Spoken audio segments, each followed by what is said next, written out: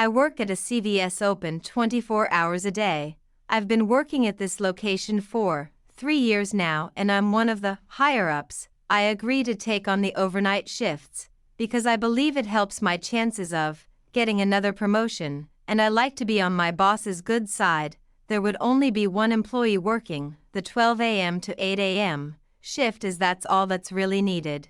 Once the pharmacy opens at 9 a.m. that's when business usually picks up. The 2 employees before me left after I was set up. At my hours so few customers come in that my job varies from cash register to simply stock working. The beeper at the front door that would go off would alert me when a customer would enter so I'd know when to go back to the register and wait. A few hours into my shift I went back to the register to check my phone which I had charging and I had a new voicemail from an unknown number.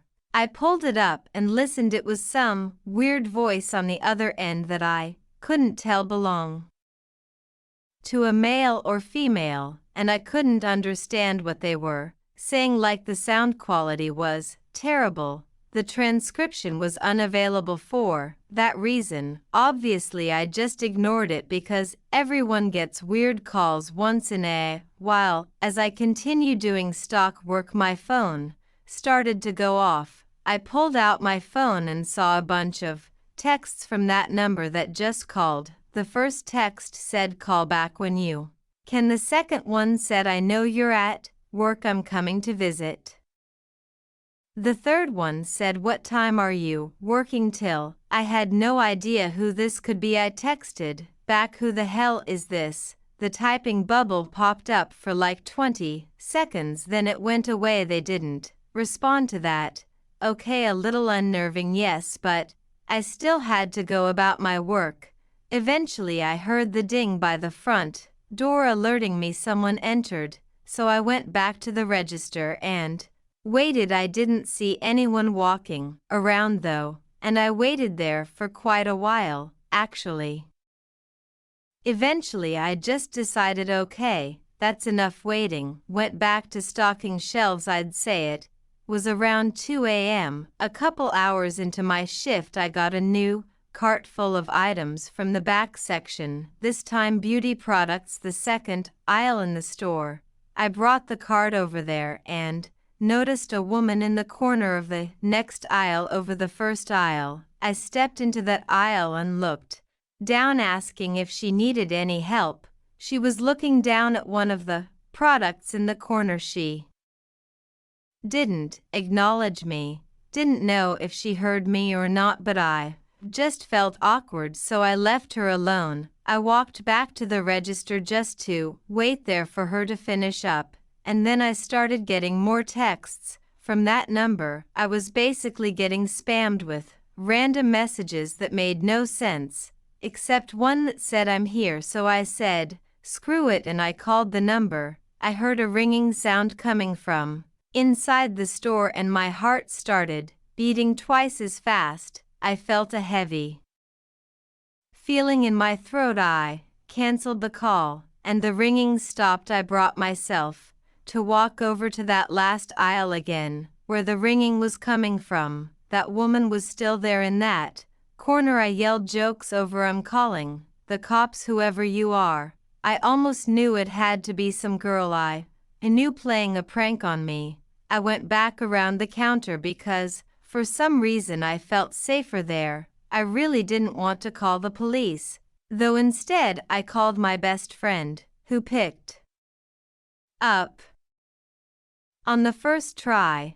I asked him to think of anyone we knew with brunette hair who had my number and would be playing a prank on me like this. He guessed a few names, but based on the body shape of that woman, it was none of them. My friends told me to just stop being a __ since it was a girl. I told him all right, whatever, and hung up the phone. I was about to suck it up and walk over there when I noticed her peering half of her head from around the corner of the beauty aisle. She had to be kneeling down too, because the shelf in That aisle is lower than the rest. The first thing I noticed was blood trickling down her cheeks. She was smiling and I heard her making these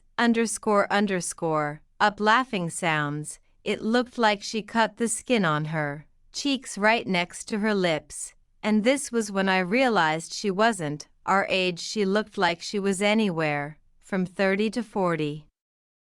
I took one step closer and I recognized her. It was this lady with serious mental issues who had DM'd me with a fake account before, and as far as I knew she was dangerous and was supposed to be in some psychiatric center. She must have gotten my number through my Instagram, which I have set as a public figure profile, which includes my phone number. Seeing half her bloodied face peering at me smiling made me want to yak. I yelled at her to get away or I'd stab her. Of course, a complete bluff. I ran to one of the back aisles and hid from her, and I only sighed a breath of relief when I heard the beep of the front door go off.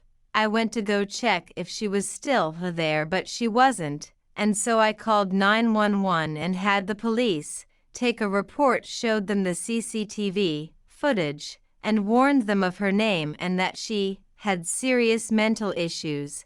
The officers were very nice and told me they'd be in the immediate area in case she returned. I blocked the number she was texting me from, and I like to think the police contacted her family.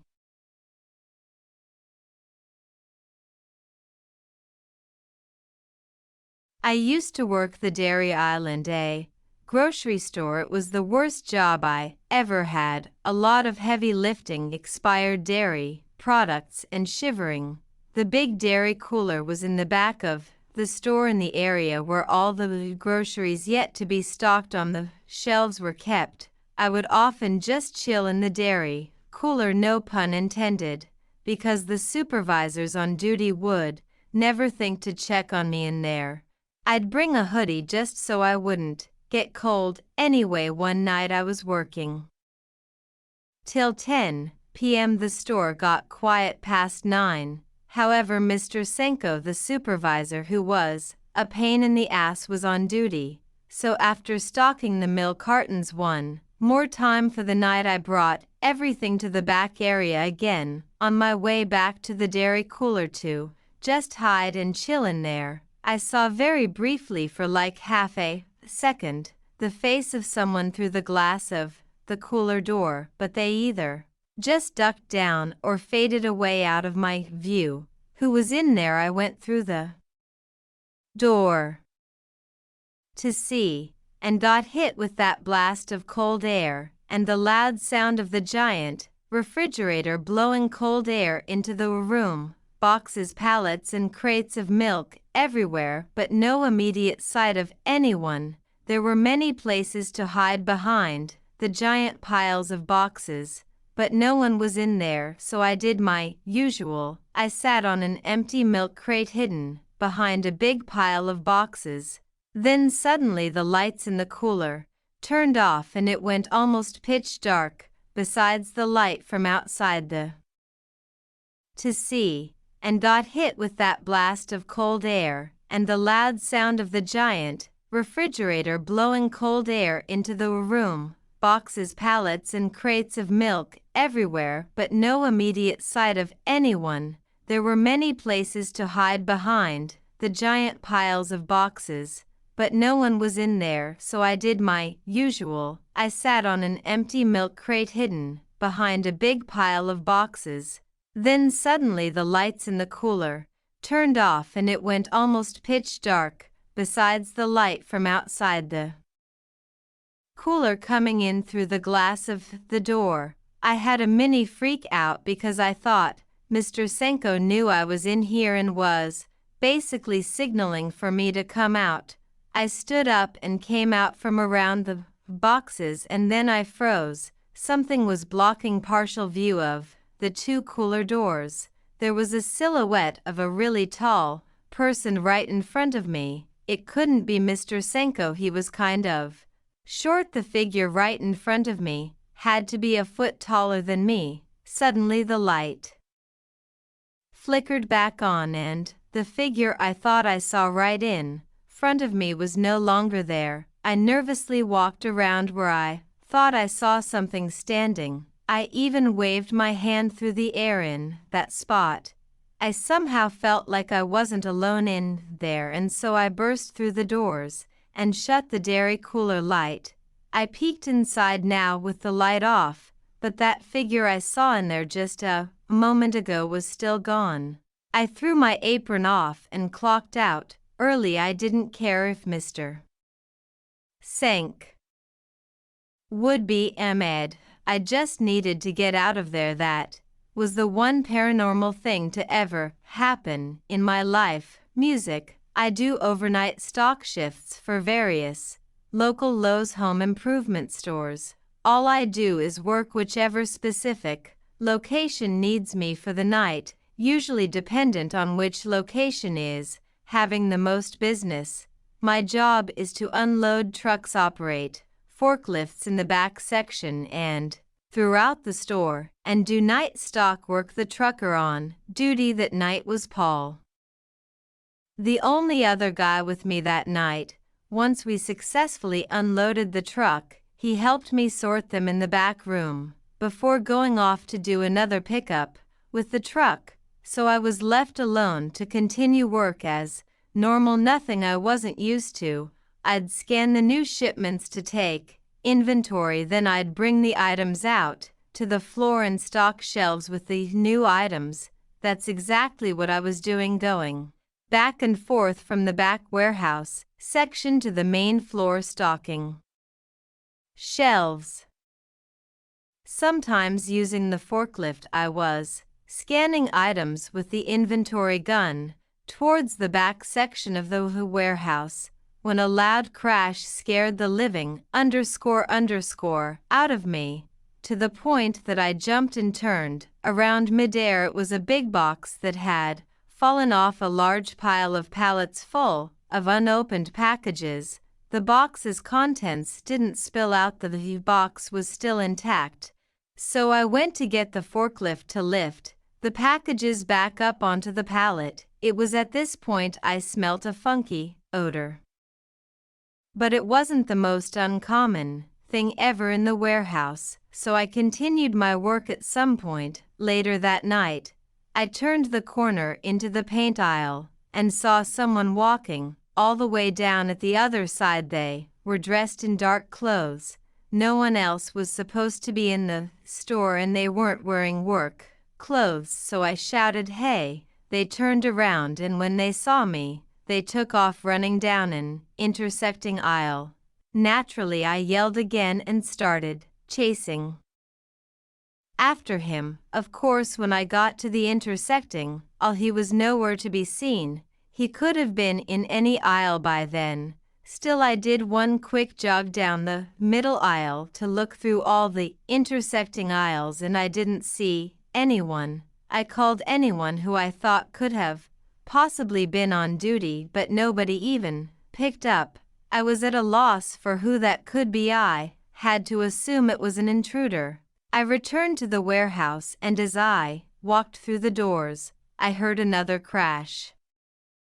From the back section of the warehouse, I ran in that direction and discovered something had fallen from the same pile of pallets and boxes.